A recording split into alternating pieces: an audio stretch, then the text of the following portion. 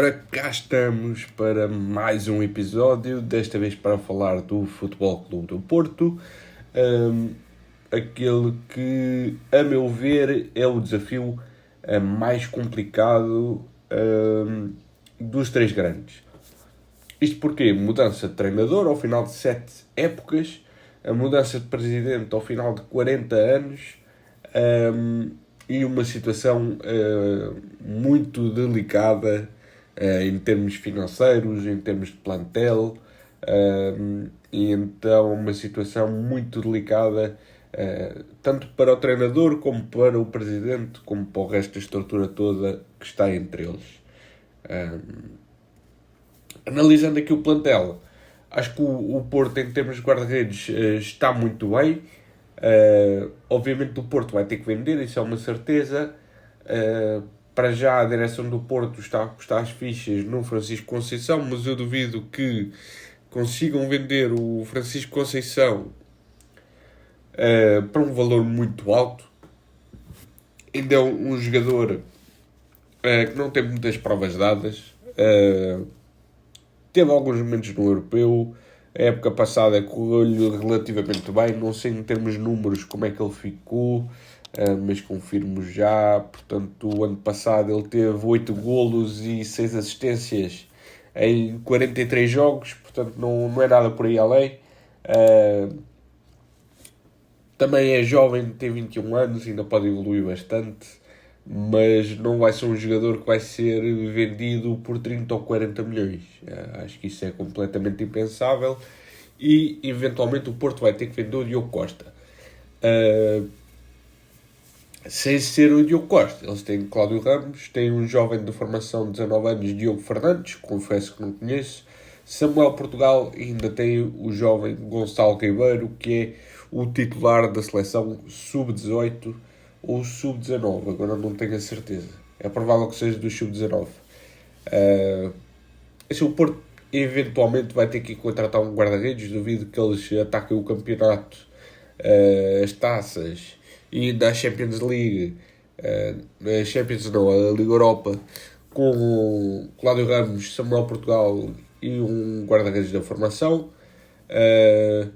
O Cláudio renovou o contrato há pouco tempo, o Samuel ainda não deu para ver muito dele na baliza do Porto. Aliás, ele no Porto em 3 épocas, em 2 épocas que já passaram, esta que está a começar, não tem nenhum jogo oficial. Ele anda a jogar esta pré-época, jogou contra o Chaves, jogou contra o Nacional, mas eu acredito que até haver uma contratação, a aposta seria o Cláudio Ramos. Fala-se do Rui Silva, não sei se seria ou não uma opção, mas é certo que o Porto, antes de contratar, vai ter que vender. Veremos os próximos capítulos, especialmente aqui para a posição de guarda-redes. Em termos de defesas, para centrais, David Carmo, Gabriel Braz, Otávio Ataíde, Zé Pedro, Marcano e Fábio Cardoso. Portanto, 6 centrais, eu acredito que vai sair gente. O Marcano ainda está lesionado, portanto, eu acredito que possa ser uma das saídas, seja para fim de carreira, seja para outro clube. De resto, acho que o Porto pode digerir. Do Gabriel Braza da formação, ficaríamos com 4, portanto, Fábio Cardoso, Zé Pedro, Otávio e David Carmo. Acho que dá para gerir bastante bem. E depois laterais, João Mário, Martim Cunha, Dinis Rodrigues, o Vendel, Zaidu e Martim Fernandes.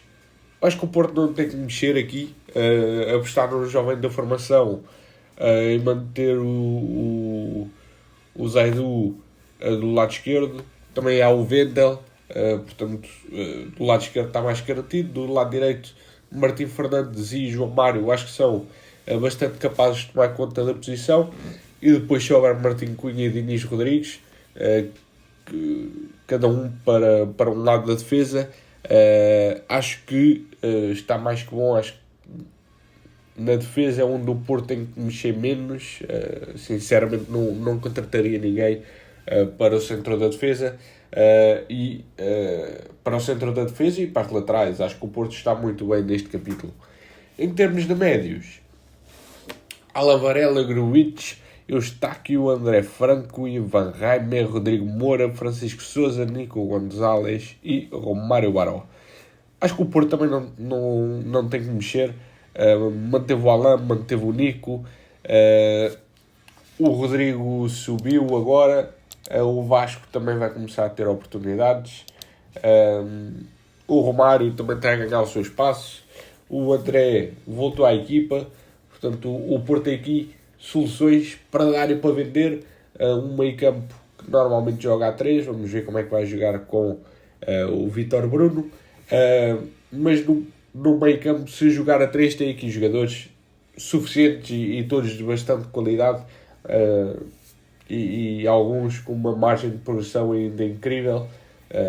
Se formos a ver, Stefano Eustáquio 27, Gruitch 28, André Franco 26, o resto é tudo abaixo dos 24, sendo o mais velho o Romário Baró. Portanto, os outros ainda têm mais margem de progressão do que isso. Portanto, o meio campo também muito sólido. Acho que o Porto também não precisa mexer muito aqui, a menos que haja alguma saída como o Alain, como o Nico, e aí já possa ser preciso ir buscar alguém. Para a frente de ataque, Evanilson, Fran Navarro, Tony Martínez e Dani Namazo para pontas de lança. Acho que o Porto também não precisa mexer, a menos que venda, por exemplo, o Evanilson, mas mesmo assim, Navarro, Martínez e Namazo, acho que é mais que suficiente. Os três com bastante qualidade, os três com bastante golo. O Navarro também merece uma oportunidade. O Tony Martínez nunca cheguei a perceber porque é que foi despromovido. Portanto, ou seja, não há por onde mexer, não há por onde ir contratar.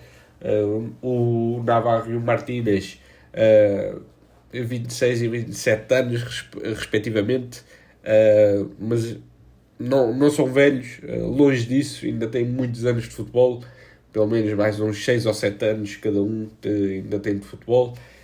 Depois para as alas, Gonçalo Borges, PP, Galeno, Gonçalo Sousa e Francisco Conceição. Aqui no ataque, eu creio que possa haver 3 ou 4 saídas entre Evanilson, PP, Galeno e Francisco Conceição, porque é para onde o Porto pode vender. Eu apostaria talvez na permanência do Galeno e os outros 3 saíam, neste caso Conceição, PP e Evanilson. A partir daí seria o Porto, das duas uma, ou pegar nos jovens da formação, ou então fazer um pouco do que já fez o Benfica em tempos, fazer um pouco do que fez o Conceição quando chegou, fazer um pouco do que fez o Amorim já no Sporting e ir contratar, por exemplo, na Liga Portuguesa, jogadores ou jovens, ou alguns com mais experiência, para cobrir aqui estes lugares. Mas eu acho que mesmo jovens poderiam contratar facilmente jogadores bastante aceitáveis para aquelas posições. Eu acho que é isso. Acho que o Porto onde pode ter mais problemas é na frente de ataque e na baliza. De resto, acho que estão muito bem. Tem uma equipa muito sólida, um grupo que já vem de algum tempo. O próprio treinador já lá está há algum tempo. Estava como adjunto, agora passou a principal. Mas eu acho que tem espaço mais que suficiente para se manter na luta pelos troféus. Não creio que estejam afastados de qualquer troféu ou de qualquer corrida pelo título. Vai ser difícil, mas é prova de fogo para André Vilas-Boas, é prova de fogo para Vítor Bruno. Mas eu acho que o Porto pode fazer uma época engraçada, ter um plantel engraçado. E apesar de ser o desafio mais delicado ou mais complicado, é se calhar aquele que vai pôr mais interesse a esta época desportiva. O Porto até agora na pré-época tem 3 jogos, se não me engano.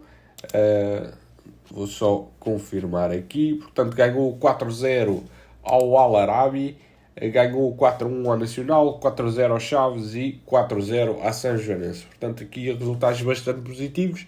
Vamos ver como é que sai na Supertaça, por exemplo, que é o primeiro teste de fogo, e depois como é que começam a época. E é isso, é esta análise ao Porto. Espero que vocês tenham gostado. Comentem se tiverem o que comentar. E vamos ver qual será o próximo episódio, ou sobre o que é que será o próximo episódio. Não sei se vou trazer mais equipas, como por exemplo o Braga. Vai ser um caso a estudar. Fiquem desse lado, muito obrigado e até ao próximo vídeo.